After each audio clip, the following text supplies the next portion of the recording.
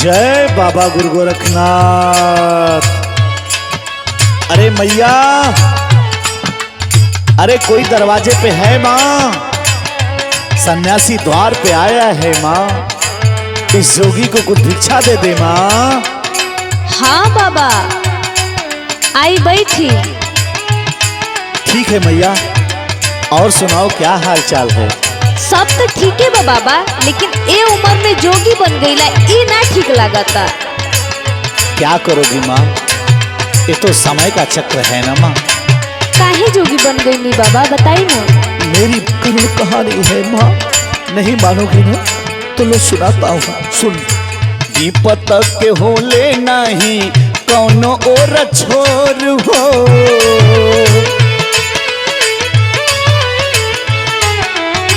विपत के होले नहीं कौनो और छोर हो, समय नचावे सबके ढेर ना तथोर हो।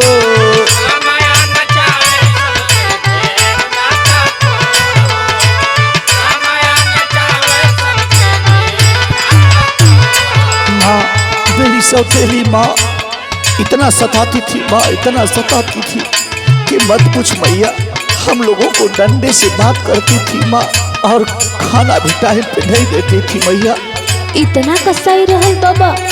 हाँ माँ, उसी से हम लोग तंग आके एक दिन किए क्या। का कइला बाबा?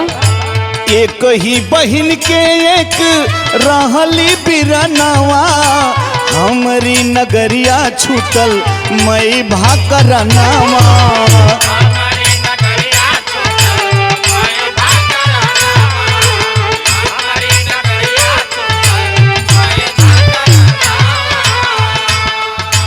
एक ही बहिनिया एक रहली बिरनावा, हमारी नगरिया छूटल मैं भाकरनावा।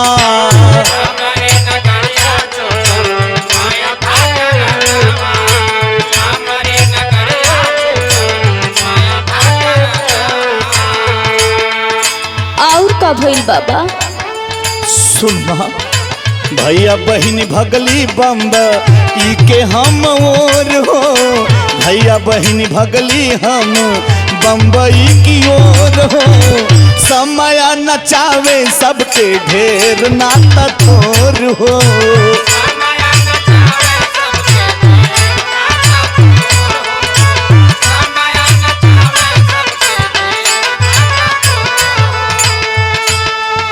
माँ, वो हमेशा मरने और मारने की बात करती थी। हम लोग इतना डर गए थे कि हम लोग को कुछ दिखाई नहीं दे रहा था, और एक रात हम लोग घर से भाग गए माँ, घर से भाग गए। आगे का भइल बाबा? सुनो माँ, बताता हूँ। स्टेशन पे छूट गईले दोनों जन के साथ हो, दोनों के दू लोग पौले भाग लिखल माथ हो।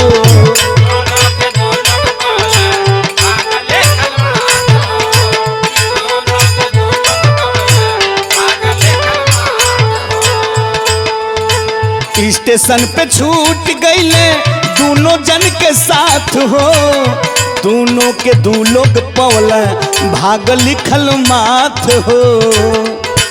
दोनों जन सयान भैली, दोनों जन सयान भैली चंदा चकोर हो, दोनों जन सयान भैली चंदा चकोर हो। समय नचावे सबके ढेर नाता थोर हो।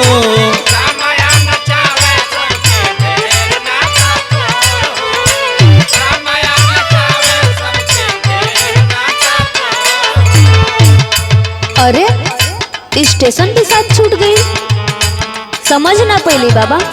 माँ, बहन पानी लेने गई और इतने में गाड़ी खुल गई और मेरा और मेरी बहन का साथ छूट गया। फिर आगे का भूल बाबा? मत पूछ माँ, मत पूछ। बताई ना बाबा। मत पूछ माँ, मत पूछ। बचपन का बिछड़ल भइल सेज पर मिला नवा, धन्य हो विधाता धन्य राउर विधनावा।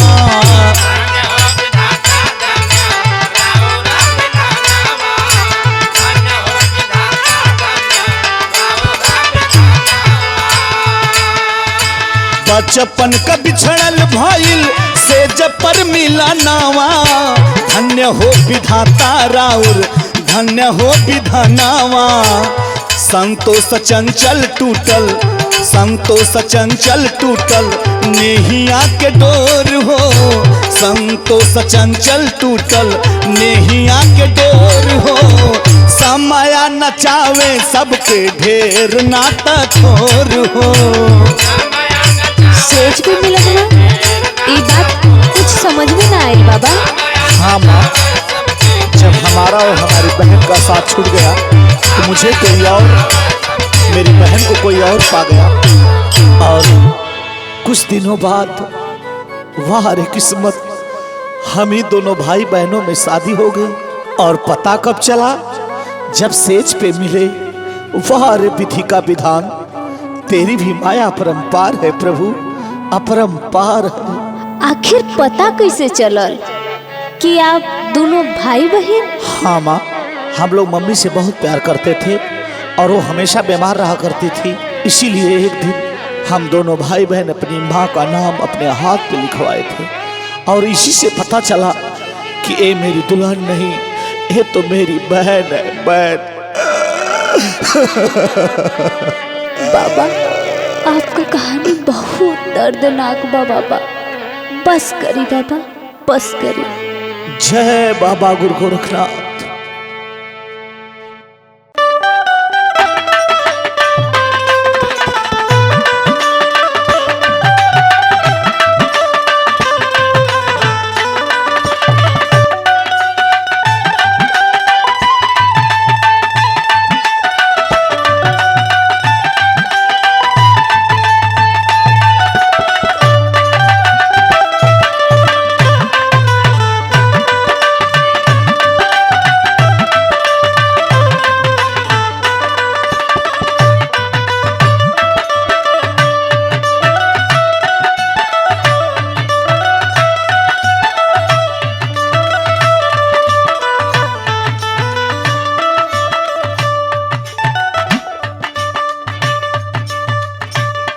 ओ माँ, अरे माँ, कोई घर में है? जोगी द्वार पे आया है माँ, इस जोगी को कुछ भिक्षा दे दे माँ।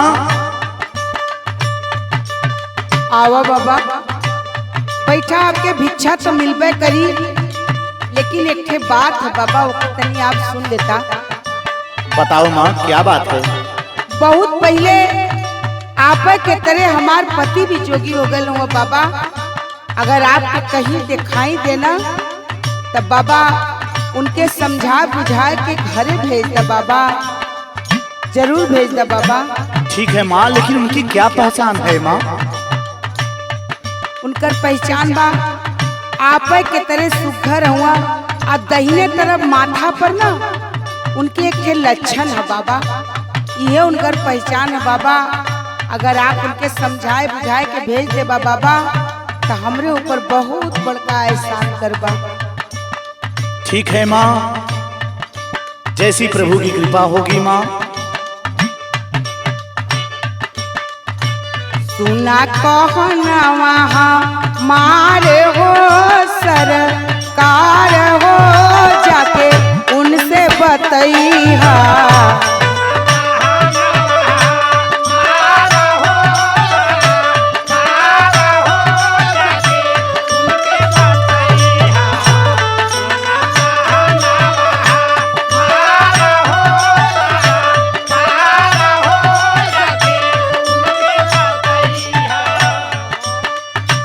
विनती करिला बारंबार हो, बारंबार हो, जाके उनके बतैहा।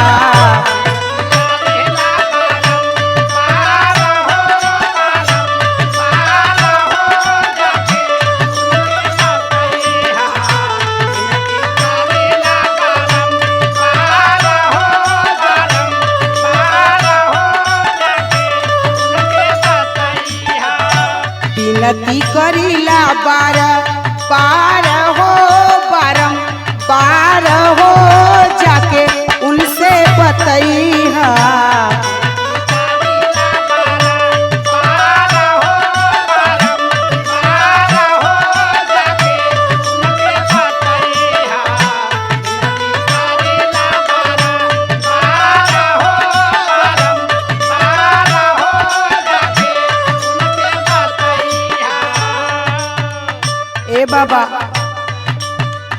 बताओ माँ। अगर वो भेटाए चाहिए ना तो उनके हर कुल बात जरूर बता दिया बाबा। बताओ माँ। पढ़ा लिखा बेटवन के कई दिहली शादी,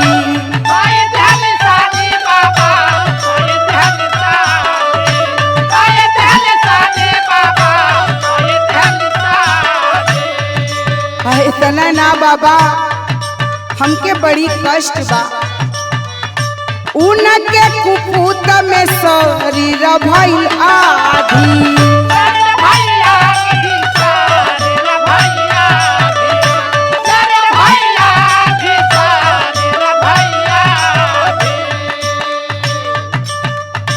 पढ़ा लिखा बेटवन के कई दिहली शादी, उनके कुपूत में शरीर भइल आधी।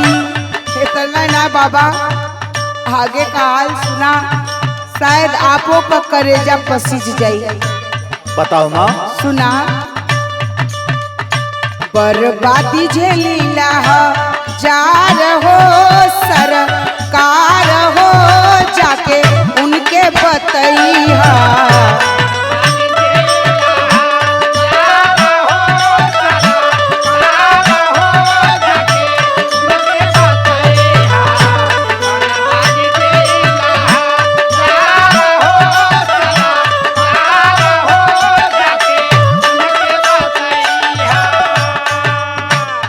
बाबा उतर जोग रमाए के जोगी हो गईला, लेकिन उनसे कम जोगिन हम घरवा रह के ना है हो बाबा। ये बात उनके जरूर बताइए बाबा। जरूर कह दूंगा माँ। प्रेम के जोगन बन के जो है दुल्हनिया,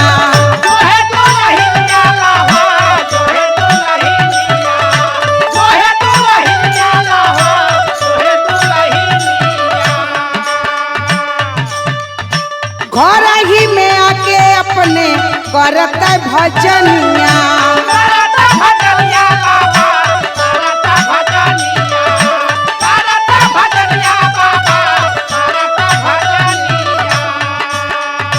ए बाबा अगर उनके भक्तिये भजन में अगर मन लगल है तो उनके कहीं जाए का जरूरत न बा। घर ही रह के अपन स्थान बनाए के वो जोग रमाए के अपन करता भजन पूजा, कम से कम लोगन के नजर में तो रहता। माँ अभी तो पिछले दिन ही मिले थे माँ, जो पहचान बता रही। अरे बाबा मिलल रहा। हाँ माँ, अगले दिन अगर मिलेंगे माँ तो तेरी बात कह दूंगा माँ। हाँ बाबा। तू माँ अपनी बात को कह रही है, लेकिन मेरी आंखों से आंसू आ रहे हैं माँ। हाँ बाबा उनके जरूर समझैया बाबा। कहता उनकर परिवार उनकर बहुत इंतजार करत बा। ठीक है माँ, मैं कह दूंगा तेरी बात। प्रेम के जोगन बन के जो है दुल्हनिया, घर ही में आके अपने करता भजनिया। दुनिया ही लगेला, दुनिया ही लगेला नार हो बेकार हो, जाके उनसे बतैया। हाँ माँ, मैं जरूर कहूँगा माँ।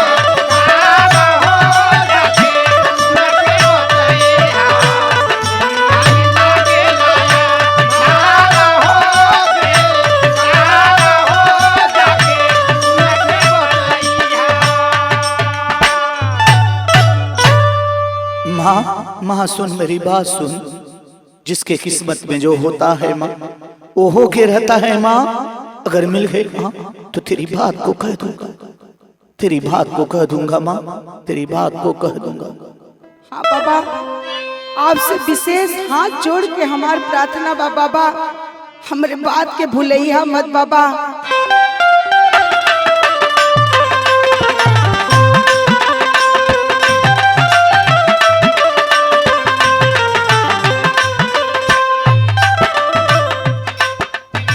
जप तप जोग संजोग रे मायरिया,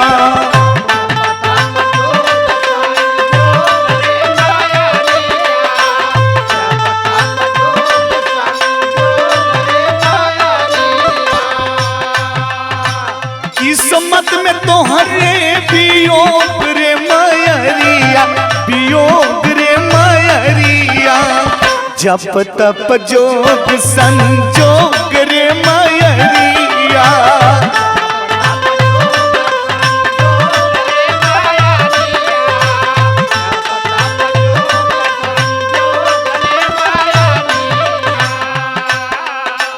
माँ तो किसी को दोषी मत ठहरा माँ, ये तेरे किस्मत का खेल है माँ, ये तो विधि का विधान होता है ना माँ। सुन मेरी बात सुन, सब कुछ पहले से रहे निर्धारित,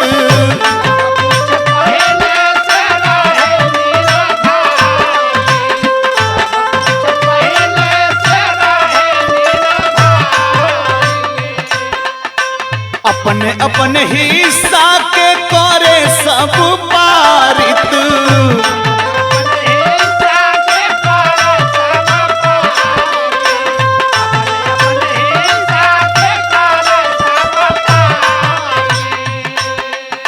सब कुछ पहले से रहे निर्धारित, अपने अपने हिस्सा के करे सब पारित, तारे तरफ तू नहीं भोग रे मयरिया, जोग रे मयरिया, जप तप जोग संजोग रे मयरिया।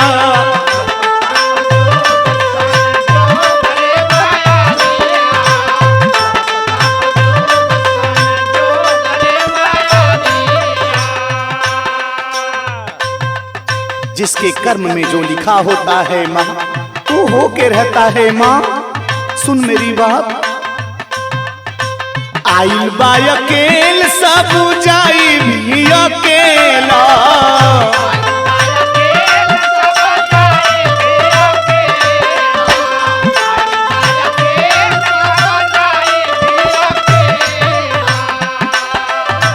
जीवन साथी ही तना तारी सुता झमेला,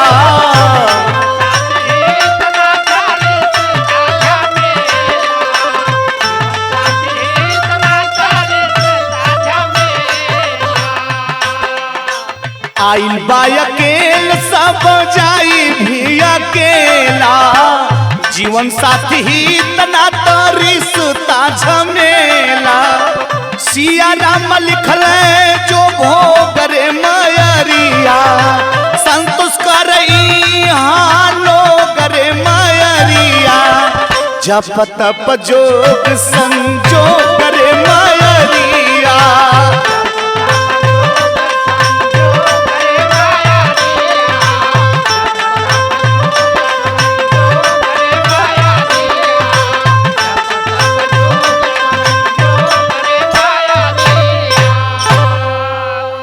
माँ ये विधि का विधान है, ये संजोग की बात होती है माँ, ये संजोग की बात।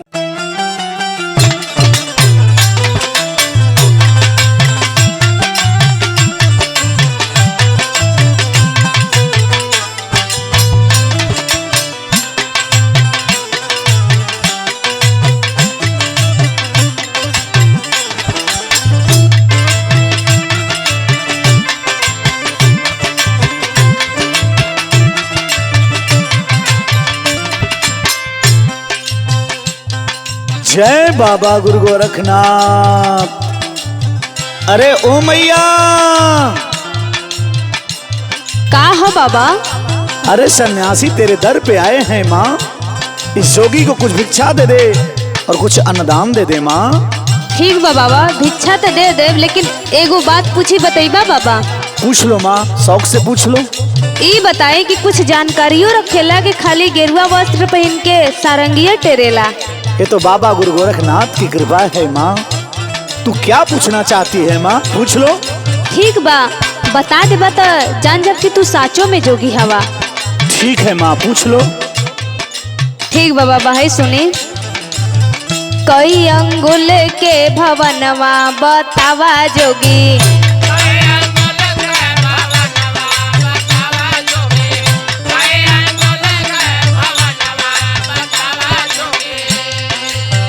इसमें है कितने दरवाजा,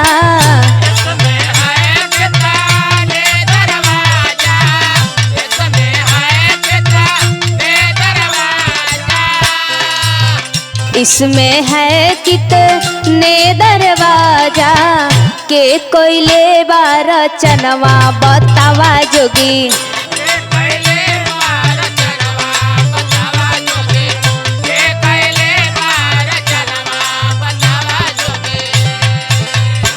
हमरे सवाल का जवाब दे ही तब हम जान जब कि सच में जोगी हवा।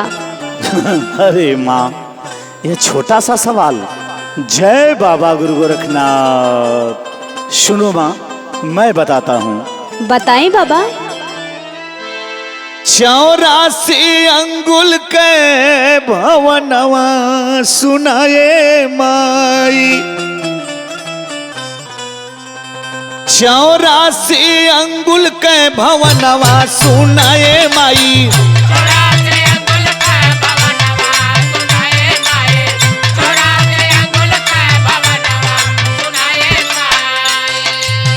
इसमें लगे हैं 10 दरवाजा, इसमें लगे हैं 10 दरवाजा, इसमें लगे हैं 10 दरवाजा,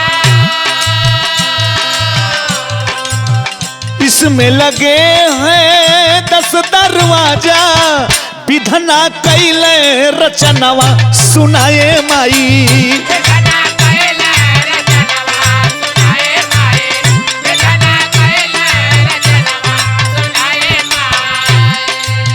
महाराज जी तनी हमें साफ साफ समझाएं। सुनो माँ, अपने अंगुल से अपनी शरीर को अगर नापोगी तो 84 अंगुल होगा माँ।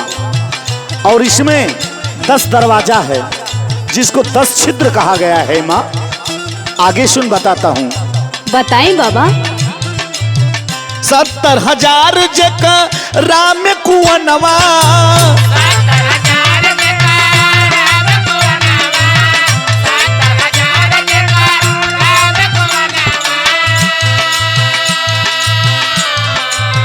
70,000 जका राम कुवनवा, सुगन करे सोननवा सुनाए माई।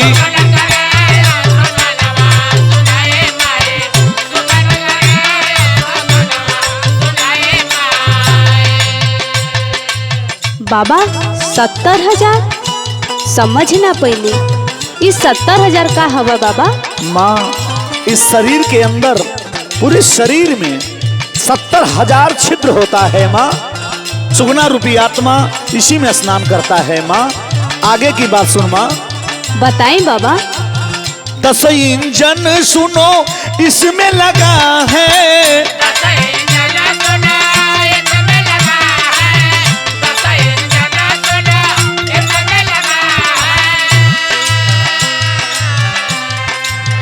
10 इंजन सुनो इसमें लगा है, रोशनी जरे रातों दिनवा सुनाए माई।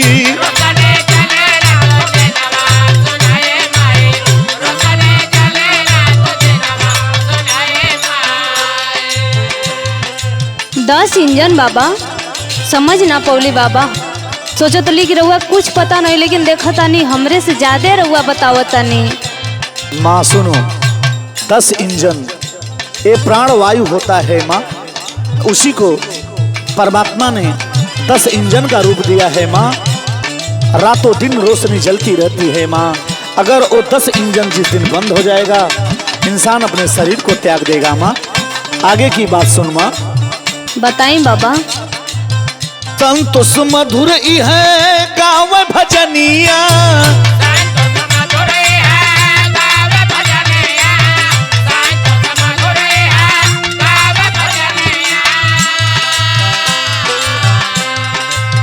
संतोष मधुर है गाँव भजनिया, जोखन कभी के तरनवा सुनाए माई।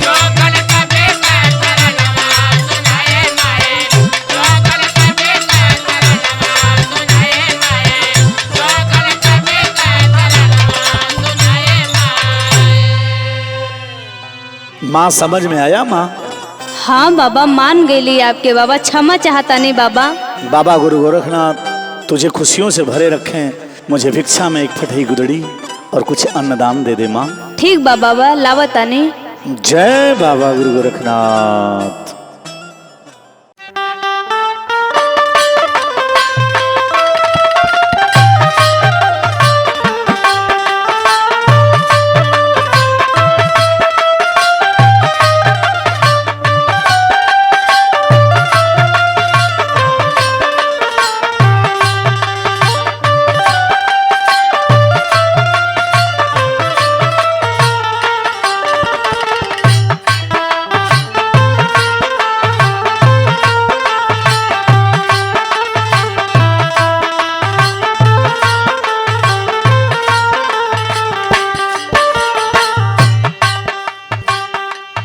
जय बाबा गुरु गोरखनाथ। अरे बेटा, कहाँ जा रहे हो बेटा? बाबा आज मूड बहुत डिस्टर्ब है, जा गांव वालन से भिक्षा मांगला तो हम कुछ काम से जाते। अरे बेटा, तेरे दर पे सन्यासी आया है बेटा, इतना क्यों डिस्टर्ब हो बेटा? अच्छा बैठा महाराज, बैठा आपके बताई दे। ठीक है बेटा, ठीक है। तू बेटा हुआ दोनों नालायक। ऐसी बात है? अब पड़ोसी वाले पहले से दुश्मन हुआ हित नाथ। अब आपसे हम का बताई, जितना मिलना हम ही के जटे वाले मिले। चुनाव में नेताजी आ रहे कल आवास दे दे, जीत के गई आवास देवे के बाद आज तक झकही नहीं। कुल मिला के बहुत डिस्टर्ब हुई हमें समझ। बेटा इतना डिस्टर्ब मत हो जाओ बेटा। सुनो, आपन जनमल का भी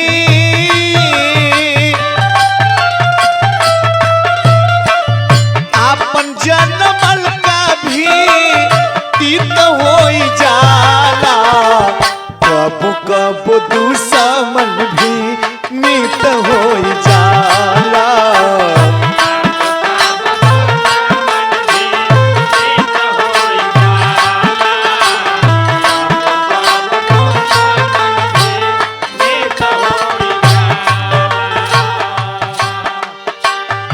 स्वार्थी दुनिया है बेटा, इतना क्रोधित मत हो जाओ बेटा। सुनो मेरी बात सुनो, मतलब के साथी हित नाते हो न भैया।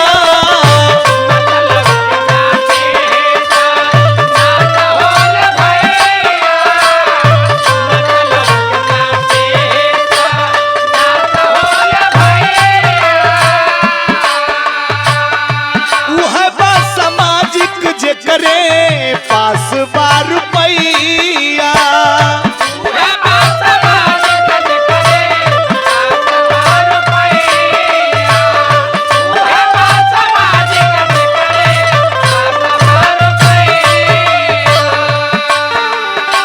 बेटा ये स्वार्थी दुनिया है बेटा। सुन,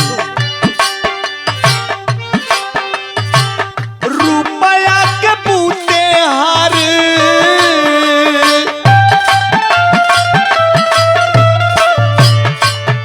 एक कलयुगी दुनिया है बेटा। रुपया के बूते हार जीत होई जाला, कब कब दुश्मन भी मित होई जाला।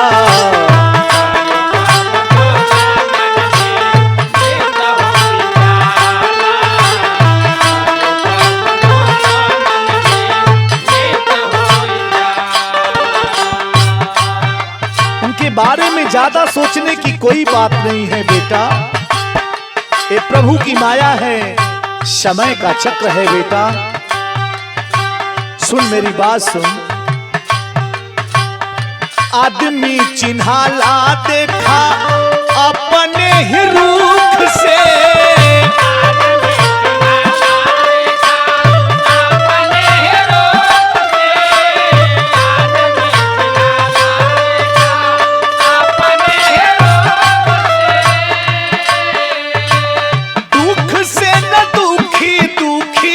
पड़ोसी के सुख से।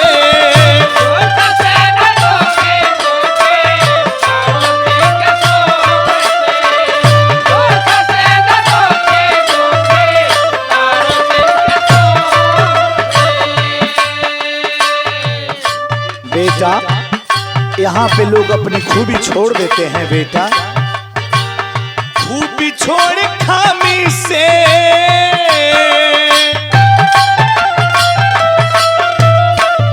खूबी छोड़ खामी से ही प्रीत हो जाला।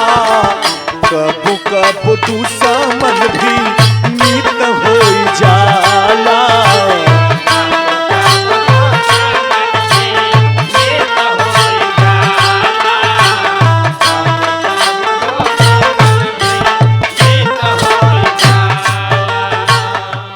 नेता लोगों की बात सुनो मेरी बात बेटा। आवेला चुनाव घूमे गावे गावे नेता।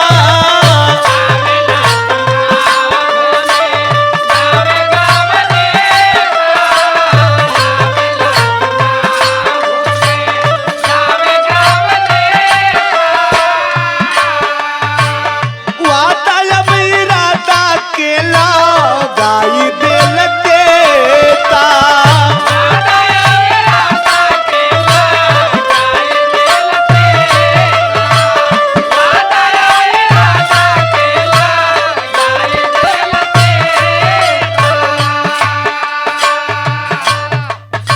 नेताओं के चक्कर में मत पड़ो बेटा। झूठ के पिटारा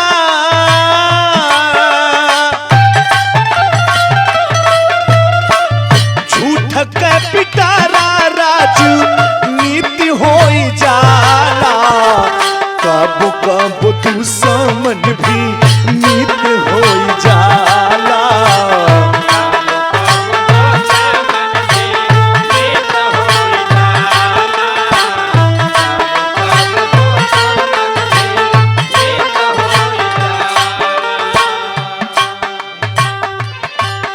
देखो आजकल समाज में गाना क्या बज रहा है बेटा। पॉकेट में मोबाइल बजे जींस वाला गाना।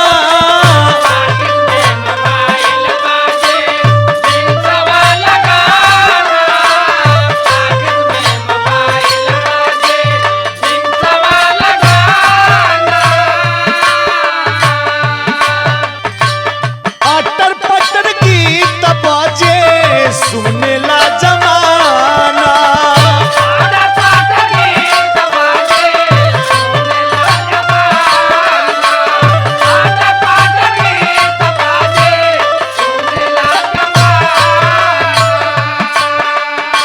सुन लायक नहीं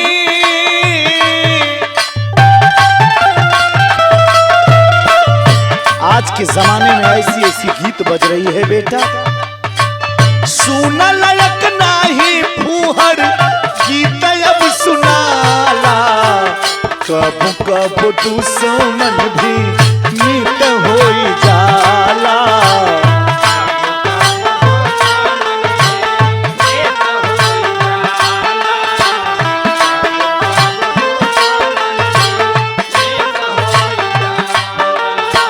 बेटा ये समाज कहाँ जा रहा है बेटा। मेरी बात सुन। समझ न आवे कहवा जात बा समाज हो।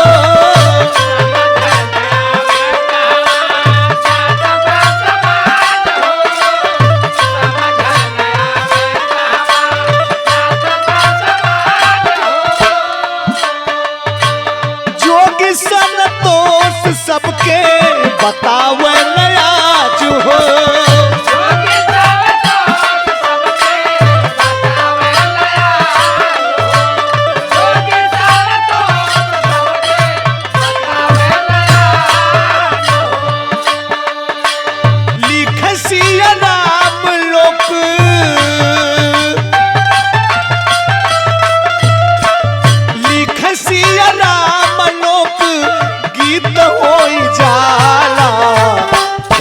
कब दुश्मन भी मित हो जाला।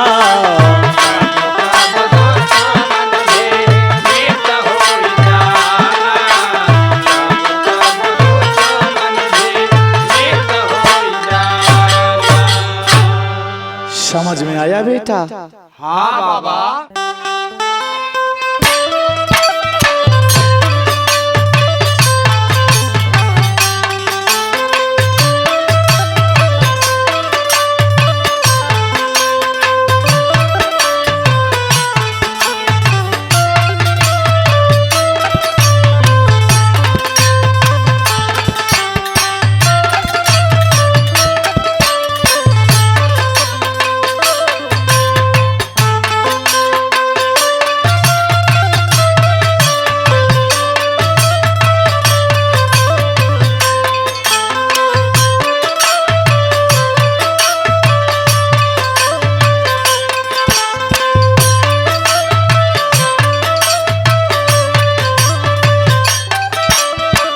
जय बाबा गुरु गोरखनाथ। अरे बेटा, ये क्या कर रहे हो बेटा? ये गौ माता को बेच रहे हो बेटा? हाँ बाबा, बुढ़ी गाय हो गई ले, बेच दे तो 4 पैसा मिल जाये। का करब दुआरे रख के फालतू। अरे बेटा, ये जानते हो किसके हाथों बेच रहे हो? हाँ बाबा। अरे बेटा, ये लोग क्या करते हैं बेटा जानते हो? सुनो मैं बताता हूँ बेटा। बताओ बाबा। मर गईली माई तोहके पलाली गाई हो कसाई हाथे ना, हो कसाई हाथे ना, का तू पैबा कटवाई हो कसाई हाथे ना।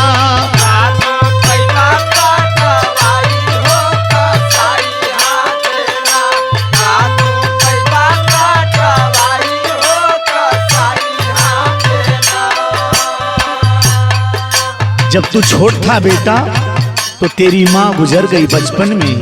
आज इसी गौ माता का दूध पी के इतना बड़ा हुए हो बेटा, और ऐसा कर रहे हो बेटा? ऐसा नहीं करना चाहिए बेटा। सुन मेरी बात। 12 बारिश तोहके दूधवा पियावली,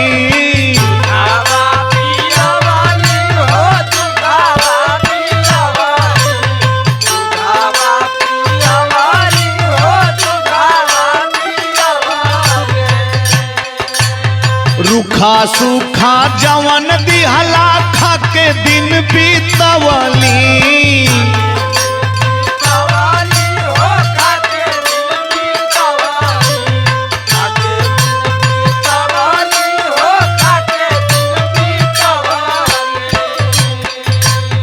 औ ते बुढ़ाई इनकर गैला उ भी आई हो कसाई हाथे ना, हो कसाई हाथे ना, का तू पैबा कटवाई हो कसाई हाथे ना।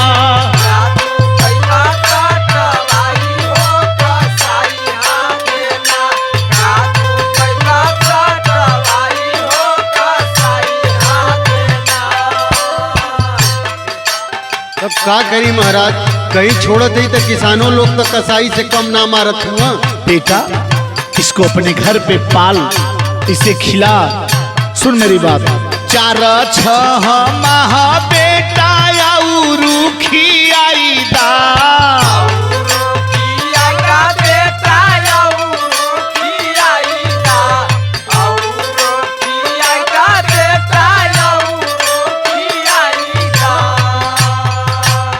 दूधवाला कर जा तू अबो से चुकाई दा।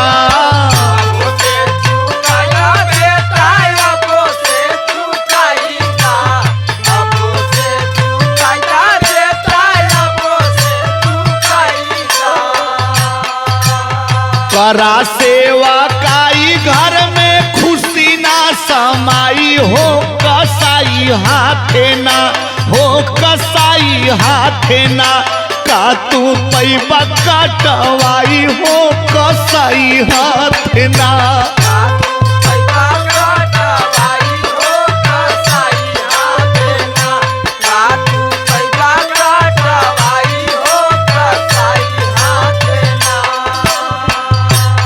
बेटा, एक गाय बुजुर्ग हो गई है, इसे 4-6 महीना और खिला दे। इसके इसके पुण्य प्रताप से बेटा तुम लोग बहुत आगे जाओगे, मगर इस कसाई के हाथ मत बेच बेटा। सुनो मेरी बात। गौदा न कोयला से पार होले आत्मा,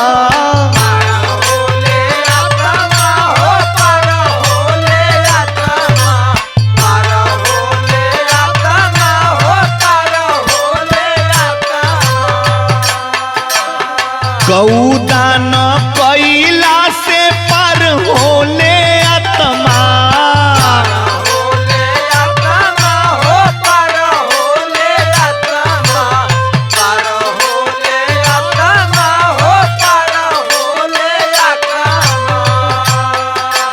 सेव इनके राम कृष्ण पूजल महात्मा,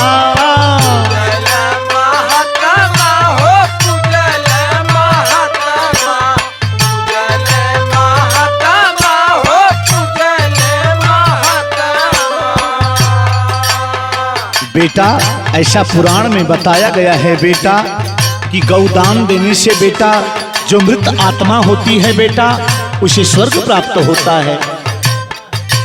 सिया राम चेताई कह संतोष गाई हो कसाई हाथे ना, हो कसाई हाथे ना, का तू पैबा कटवाई हो कसाई हाथे ना।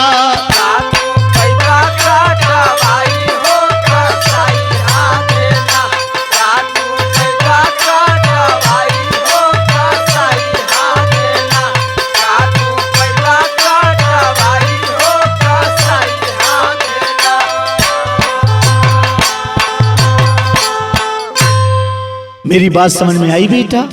हाँ बाबा, अब हमें के ना बेचब, इनकर सेवा। बाबा गुरु गोरखनाथ तुम लोगों का भी कल्याण करें बेटा।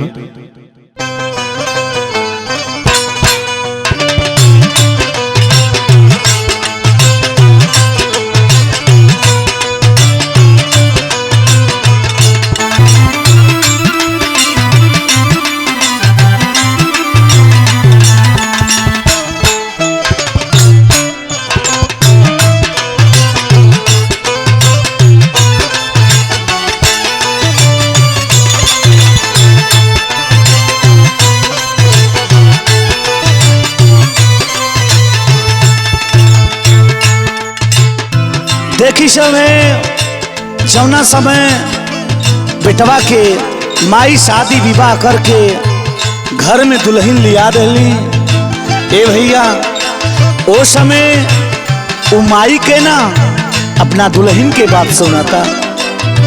एक दिन के बात बाटे, कौनो बात पे माई और दुल्हन में झगड़ा हो गई।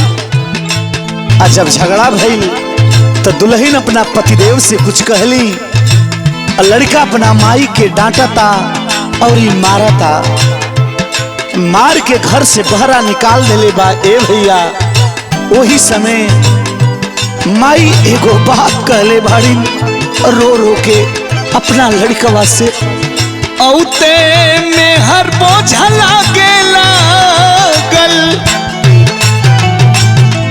औते में हर बोझा लागे लागल माई बचवा, औते में हर बोझा लागे लागल माई बचवा, कैसे ममता गईला माई कै भुलाई बचवा।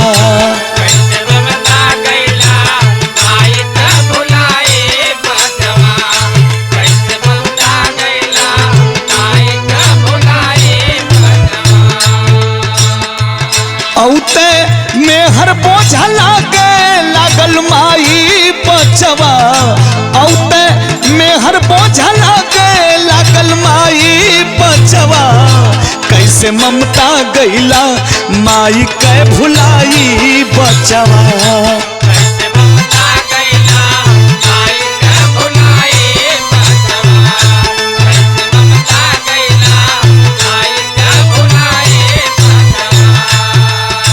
सिरवा से साया उठी कैले तोहरे बाप के, जाने भगवान सजा दिहल कौने पाप के, जाने भगवान सजा दिहल कौने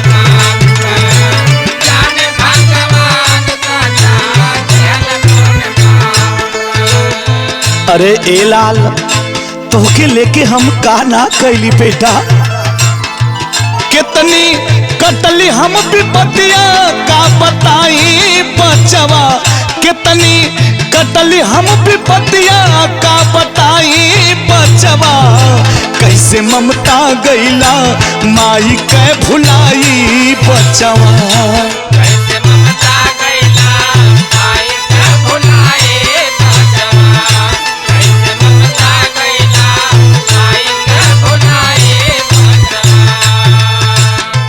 और वो माँ के अंतरात्मा से का दर्द निकलता, घरे घरे घूमी घूमी कैली मजूरी, एको पल अखिया से रखली न दूरी, एक पल अखिया से रखली न दूरी, एक पल अखिया से रखली न दूरी।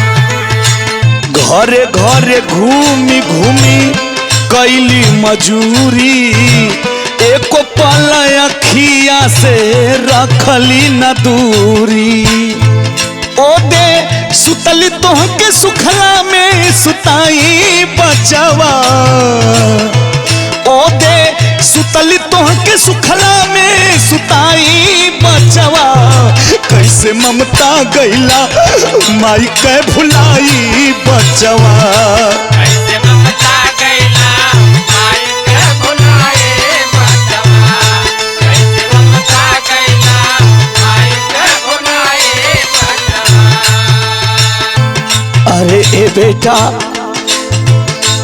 तहरा के का ना कैली, तोहार बाबू ये दुनिया के छोड़ गए बेटा, तो तोहरा के पढ़ा के लिखा के बढ़िया शादी विवाह कर देली बेटा, ता आज दुल्हन वाला हो गईला। अरे ए बेटा सुन, दूगो रोटी सुखलो जो आगे दे बटारी, बनी हम कुकुरिया गोरब दुआरी, आगे हमको गोरिया गोरब दुआरी, आगे हमको गोरिया गोरब दुआरी। अरे ए बचवा ए माई के काहे मारत हुए रे, अगर बुढ़िया माई तो रहो, अगर सूखल रोटी भी दे देवे तोरे दुआरे को कुकुर बन के हम तोर दुआर त अगोरी सकीला रे बेटा।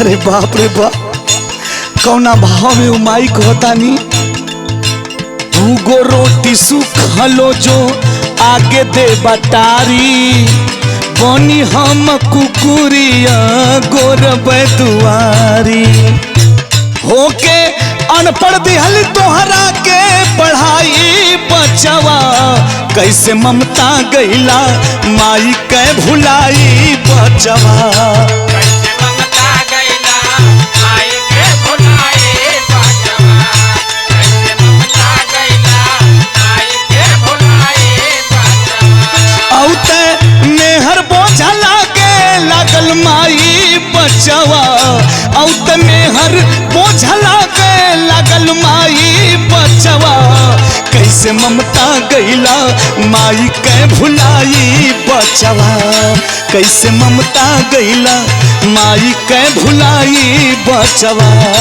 कैसे ममता गईला माई के भुलाई बचवा, कैसे ममता गईला माई के भुलाई बचवा।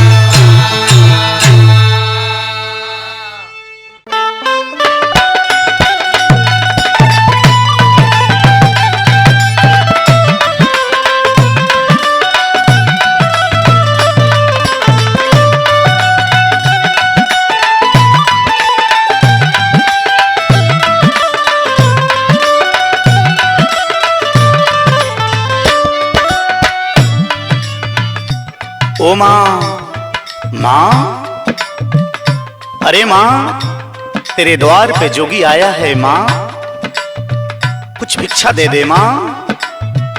अरे जोगी बाबा, आवा आवा आवा, पहले अपन आसन ग्रहण करा, बैठ के तनी हमरे दरवाजा के पहले पवित्र कर दा, ओके बाद आपके भिक्षा मिली। अच्छा बाबा, ये बतावा आप काहे जोगी हो गईला? आप के तरह हमार पति भी जोगी हो गईला।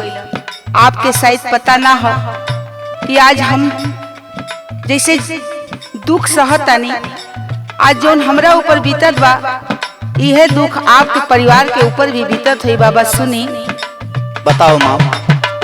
कवने करनवा जोगी जोगवा रमवला रे, जोगवा रमवला हो, गली गली बाटा ढाहनाथ जी।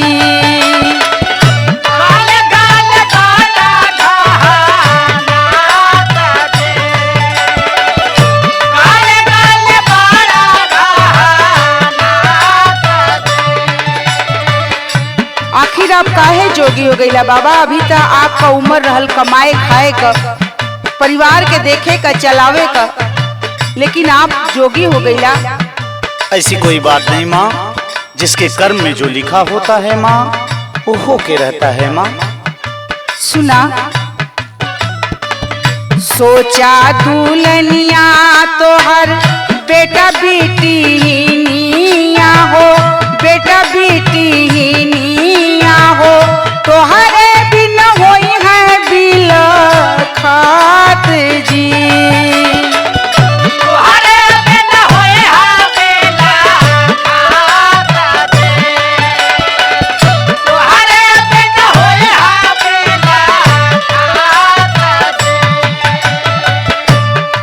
ऐसी बात नहीं है माँ, ये दुनिया स्वार्थी है माँ। तू किस माया के चक्कर में पड़ी है माँ? ए बाबा, माई बाबू बड़ा अरमान से आपके हाथ में हाथ अपने बिटिया के देले हुई हैं। आज दुल्हन पे का गुजरत हुई, का बीतत हुई, एकर अंदाजा आप ना लगा सकीला बाबा। आप तो घूम घूम के अपन पेट जिया लेत हुआ, लेकिन तनी से ही सोचा कि वो परिवार के कैसे पालन पोषण हुई। नहीं माँ, सब परमात्मा करते हैं माँ।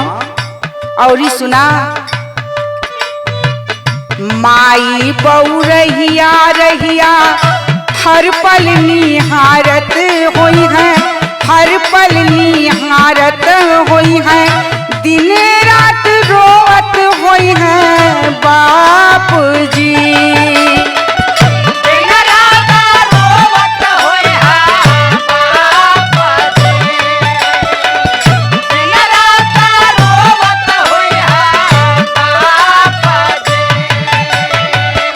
माँ मैंने पहले ही बता दिया माँ, स्वार्थ के बसीभूत होके लोग रोते हैं माँ। तू किस माया की चक्कर में पड़ी है माँ? हम कौन माया बताई बाबा?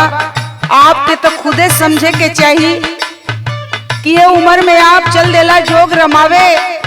ओ माई के बारे में ना सोचला जवन माई आपके जन्म देलस, ओ बाबू के बारे में ना सोचला जवन बाबू आपके उंगली पकड़ के चलना सिखौलस। माँ मैं सबके बारे में सोच के ही घर को त्यागा हूँ माँ। हम का बताई आपके और का बताई आपके गुरु के? नहीं माँ। सुनी, गुरु का सैया जवन चेलवा बनवल तो है, चेलवा बनवल तो है, ओ नहु के लागी महापाप जी।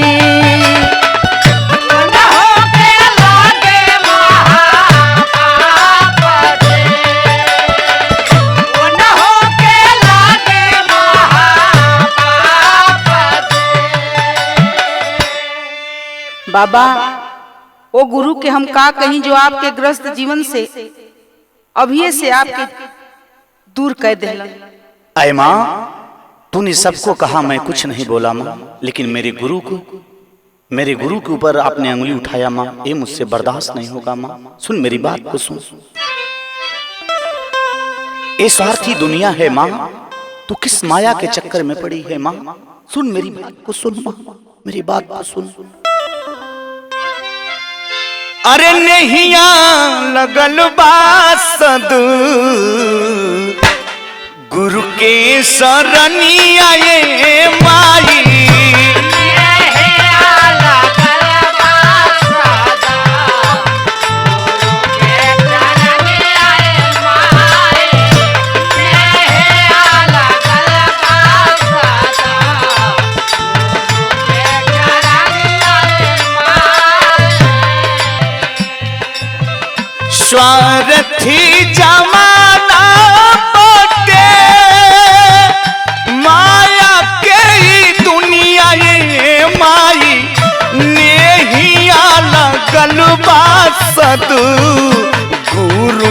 सरनिया ये माई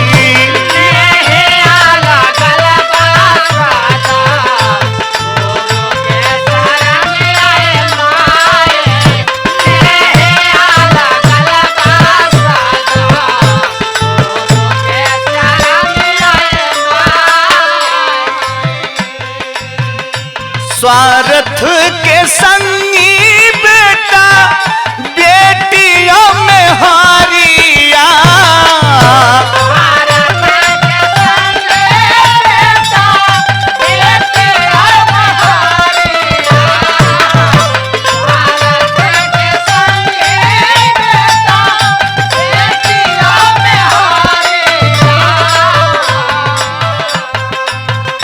माया में फंसई है तो है बाप मतारिया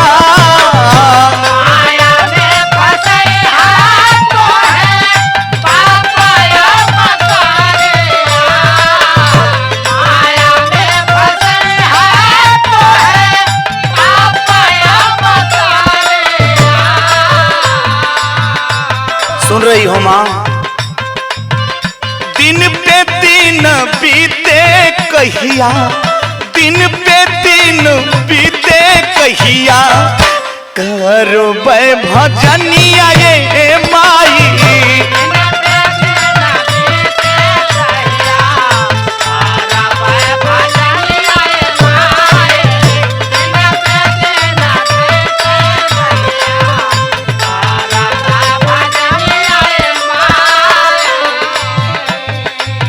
और माँ और दुल्हन की बात करती हो, सुनो। माई में हर घरे छुट्टी है, माँ इस संसार में कौन अपना है माँ, कौन साथ देता है माँ? सुन मेरी बात को सुन। माई में हर घरे छुट्टी है, साथी स्मशानावा।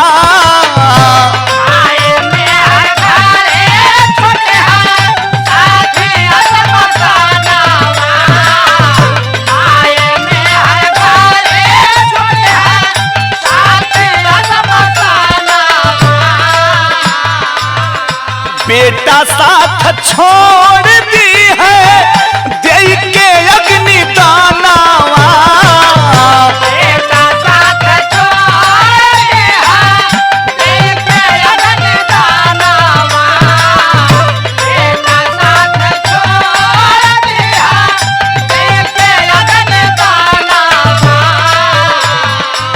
लेकिन माँ सुन, तूने मेरे गुरु के लिए अंगुली उठाया माना, लेकिन हमारे गुरु क्या करेंगे? सुन माँ, लेकिन भाव से पार हमें करी है, लेकिन भाव से पार हमें करी है, गुरु महाज्ञानिया ये माई।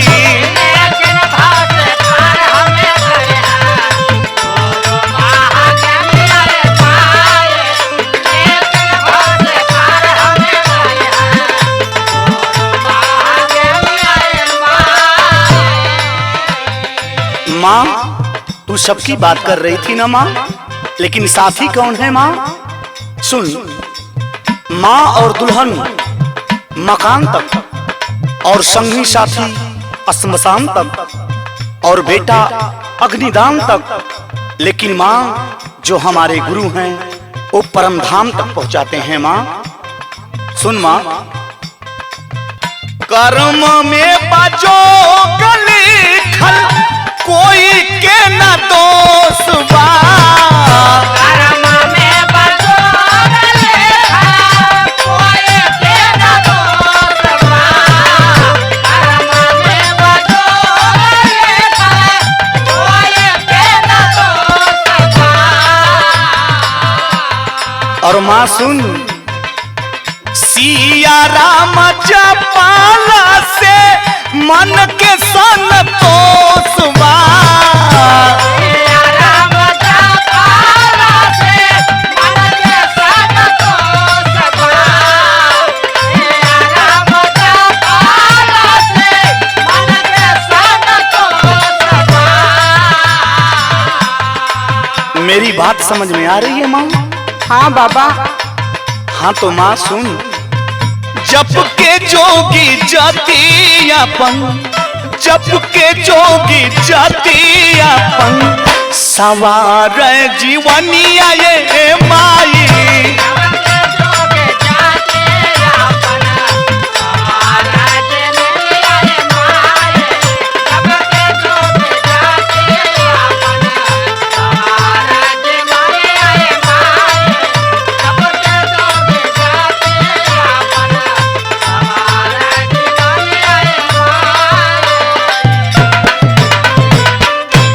माँ मुझे भिक्षा दो माँ। ठीक है बाबा। बाबा गुरु गोरखनाथ कल्याण करे माँ।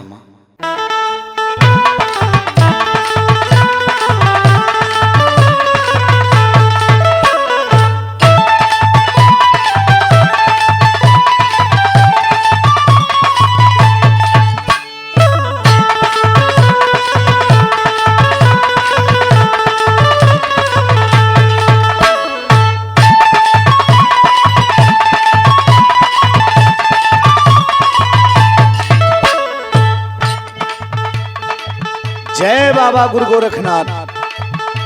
आओ महाराज, आओ बैठे। ठीक है बच्चा, और बताओ क्या हालचाल है बेटा?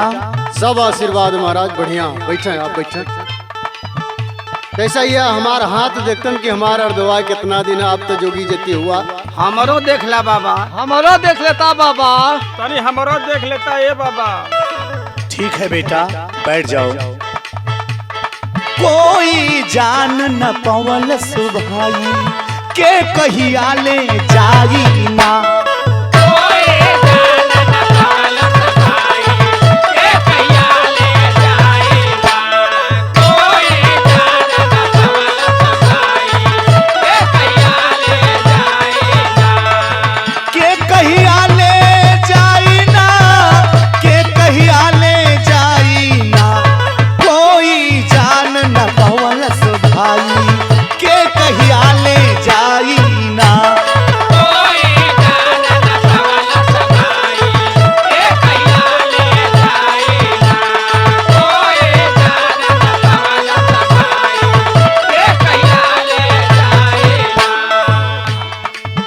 परमेश्वर ही बता सकते हैं बेटा कब किसको जाना है।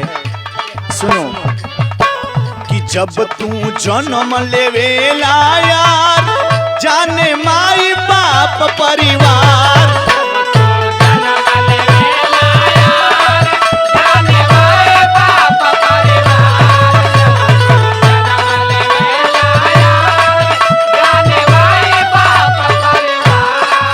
जब तू जन्म लेवेला यार, जाने माई बाप परिवार। कोई मरण के ना बतलाई के कहिया ले जाई ना। कोई मरण के ना बतलाई के कहिया ले जाई ना। कोई मरण के ना बतलाई के कहिया ले जाई ना। के कहिया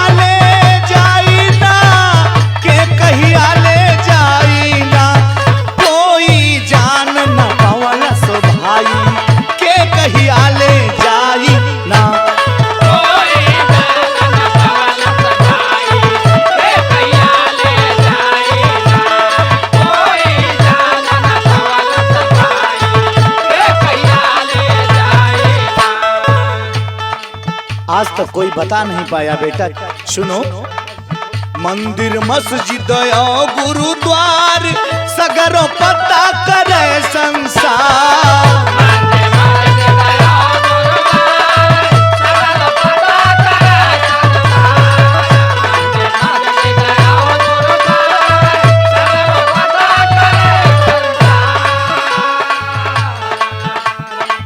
मंदिर मस्जिद और गुरुद्वार सगरों पता करे संसार। हरल पतरा पोथी देखवाई के कहिया ले जाई ना।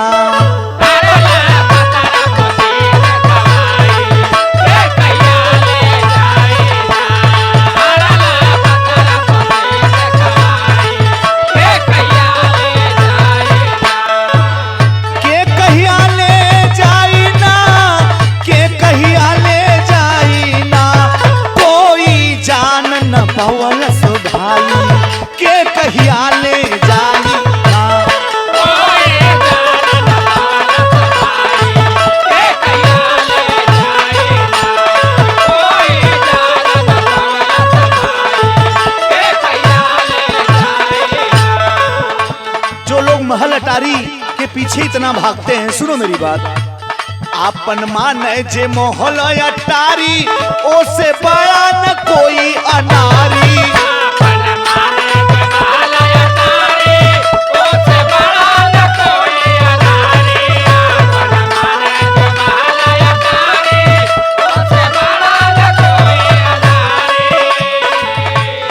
आपन माने जे मोहल अटारी, ओ से बड़ा न कोई अनारी। भितिया माटी जस भराई, के कहिया ले जाई ना।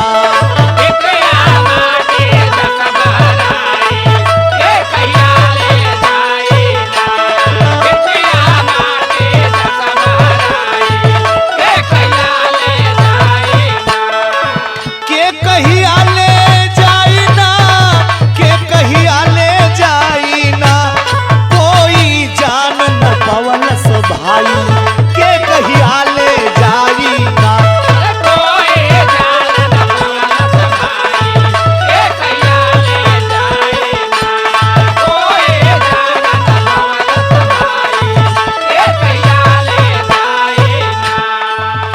बेटा मौसम बतलावे विज्ञान, मगर न लगा सकाय अनुमान।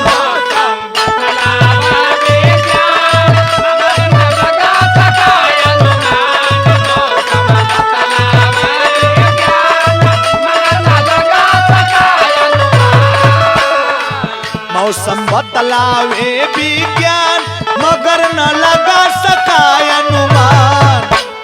जीव कप पिजड़ा छोड़ पराई, के कहिया ले जाई ना।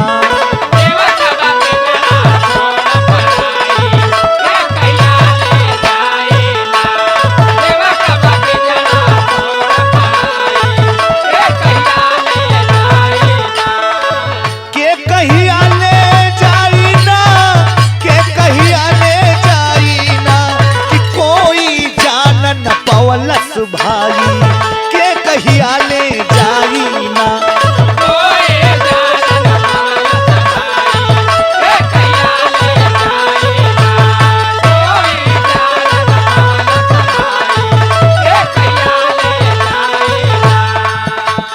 बेटा जो मैं कहता हूं उसको सुनो। आपन करनी करम सुधार, दिल में सतगुरु करा पुकार।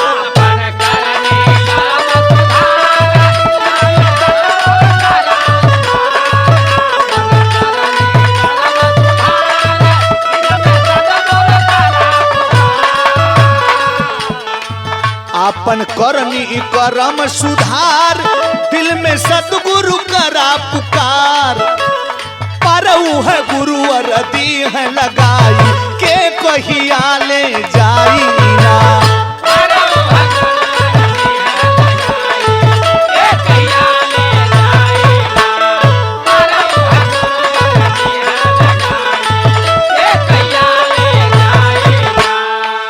के कहिया ले जाई ना, के कहिया ले जाई ना। कोई जान न पवलस भाई, के कहिया ले जाई ना।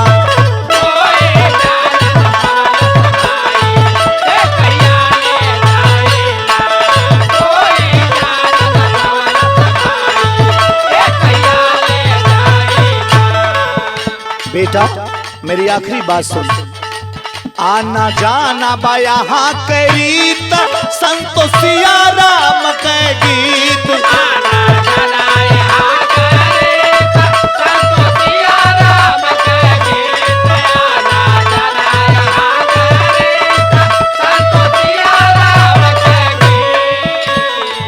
आना जाना यहाँ के रीत, संतोषिया राम के गीत। प्रीत के मन में लिहा बसाई, के कहिया ले जाई ना।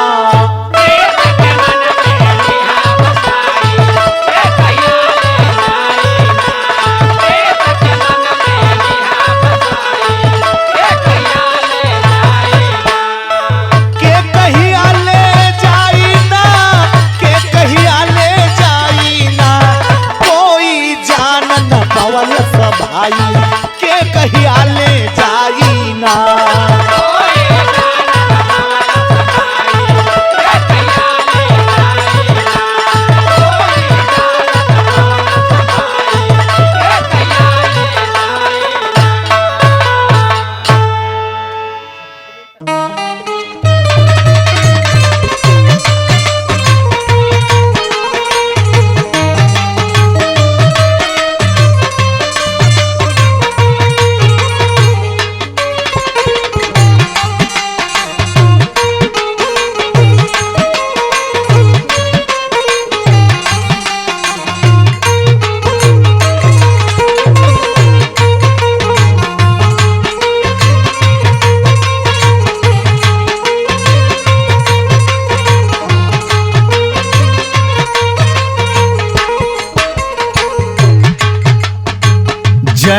बाबा गुरु गोरखनाथ। प्रणाम बाबा।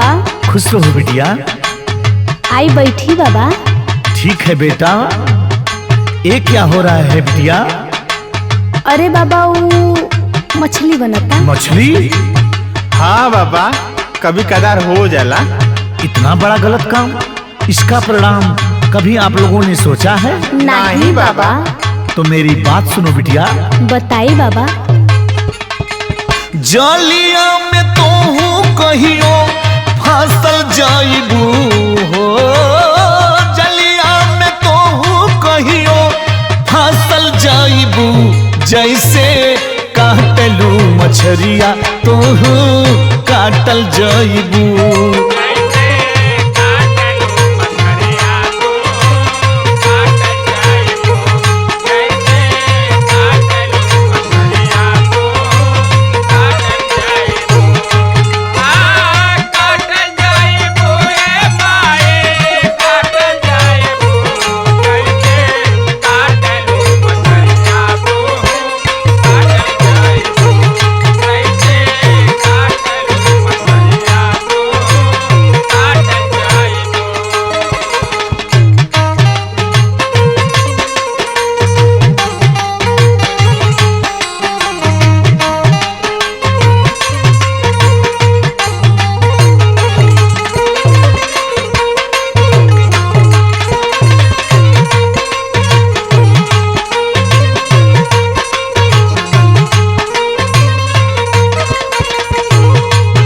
आगे सुनो बिटिया।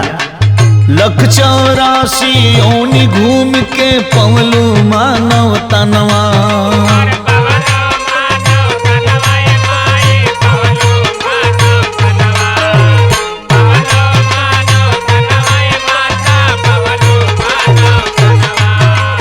अपने पेटवा खातिर ले लू का दूसरे के जनवा।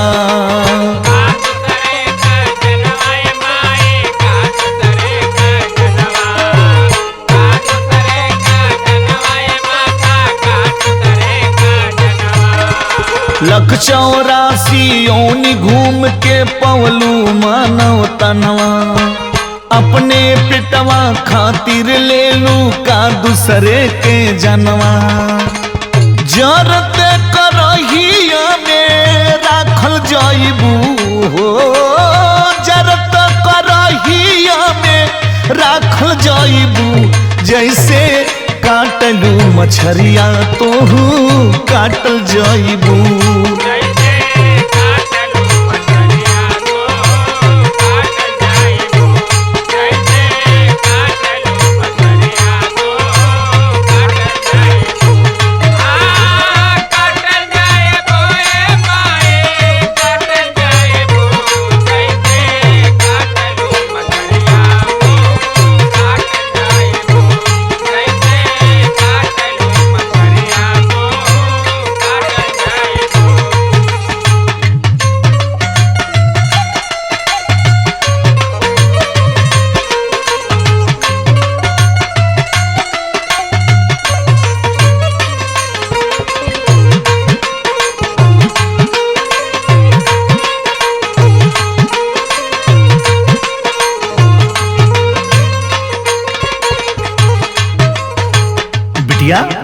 क्या कभी आपने ऐसी बात सोची है?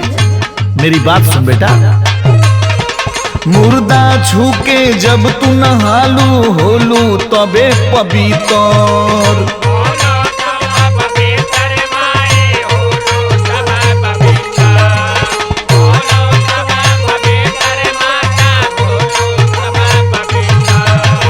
मुर्दा मांस के डाले लू तू ये दहिया के भीतर,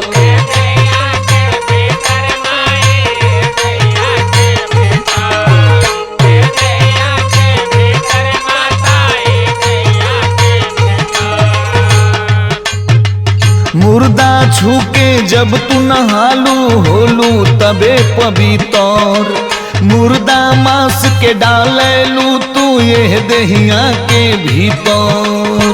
मारी मारी कोड़ावा से हाकल जाइबू हो, मारी मारी कोड़ावा से हाकल जाइबू, जैसे काटलू मछरिया तोहू काटल जाइबू।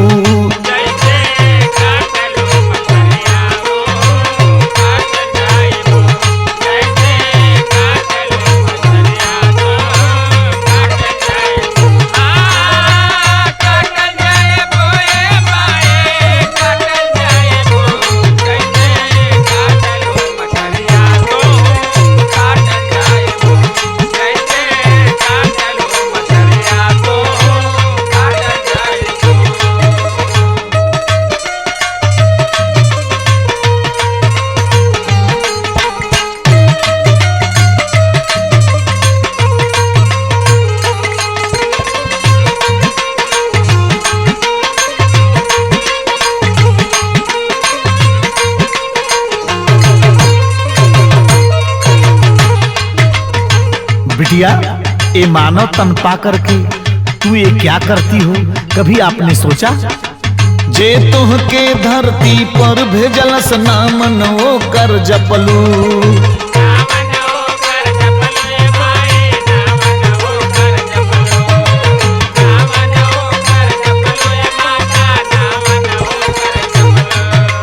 मछरी मुर्गा बकरा बकरी जिभिया खातिर हतलू।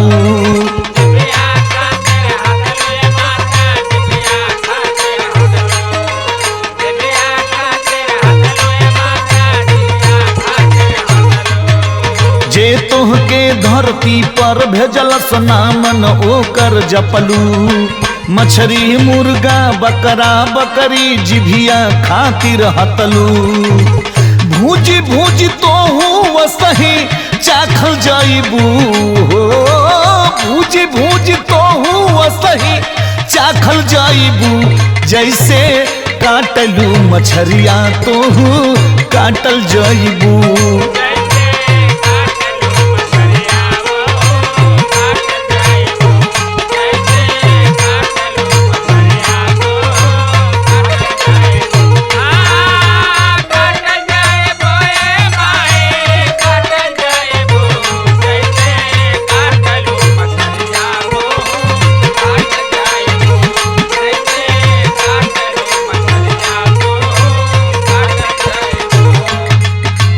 जालिया में तोहू कहियो फांसल जाइबू हो। जालिया में तोहू कहियो फांसल जाइबू। जैसे काटलू मछरिया तोहू काटल जाइबू।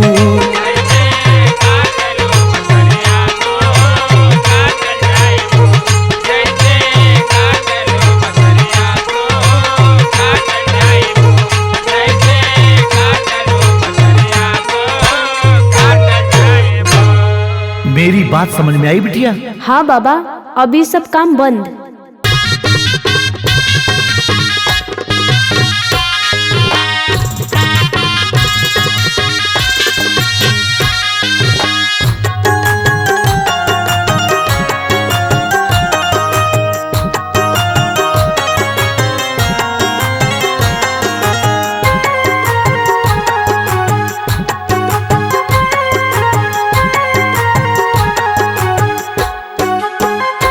काम आई न फॉर्च्यूनर थार बाबुआ।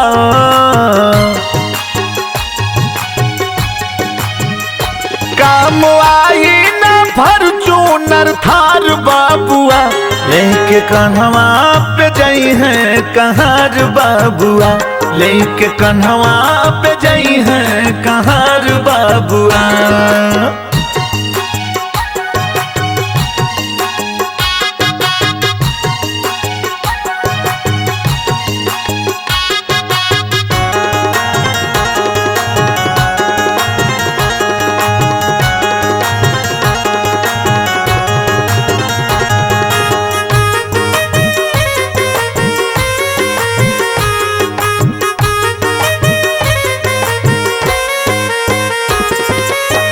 राजा होया होई भिखारी, सबके खातिर एक सवारी।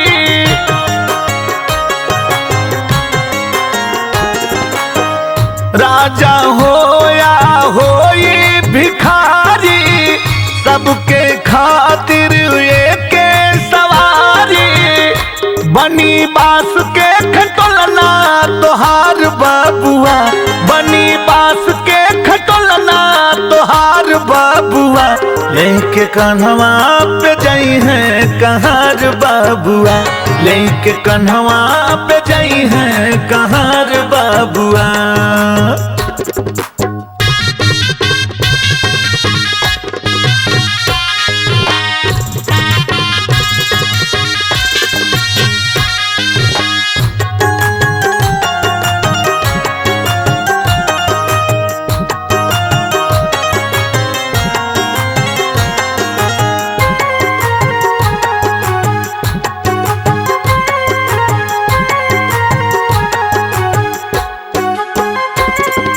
सीट बेल्ट तोहार आई ना काम हो, जिंदगी के पहिया में लग जाई जाम हो।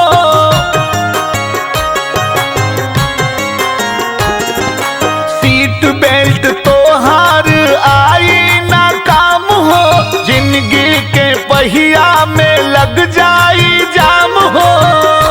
रुक जाई जहिया तोहर रफ्तार बाबुआ, रुक जाई जहिया तोहर रफ्तार बाबुआ, लेके कन्हवा पे जाई है कहार बाबुआ, लेके कन्हवा पे जाई है कहार बाबुआ।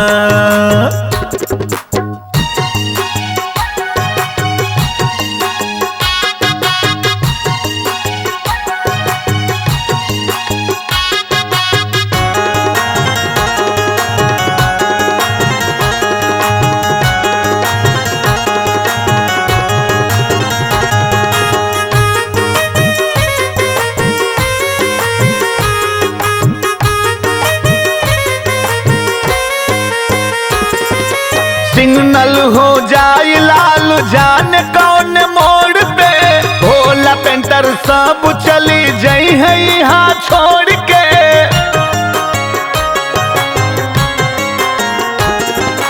सिग्नल हो जाए लाल जान कौन मोड़ पे, भोला पेंटर सब चली जाई है यहाँ छोड़ के।